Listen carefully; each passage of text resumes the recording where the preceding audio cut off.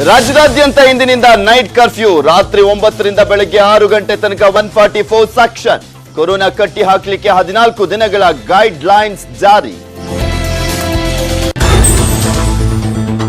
ಬೆಂಗಳೂರು ಸೇರಿ ರಾಜ್ಯದೆಲ್ಲೆಡೆ weekend curfew. ಬೆಳಗ್ಗೆ 6 ರಿಂದ 10 ತನಕ ಮಾತ್ರ ಓಡಾಟಕ್ಕೆ ಅವಕಾಶ. ಅಗತ್ಯ ವಸ್ತುಗಳ ಖರೀದಿಗಿಲ್ಲ ಅಡ್ಡಿ.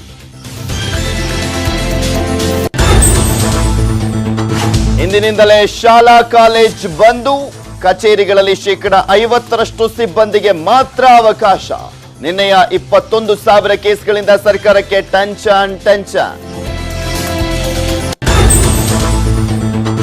ಥಿಯೇಟರ್, ಮಾಲ್, ಪಬ್, ಕ್ಲಬ್ ಬಂದ್. ಹೋಟೆಲ್, ಬಾರ್ಗಳಲ್ಲಿ ಪಾರ್ಸಲ್ಗಷ್ಟೇ ಅವಕಾಶ.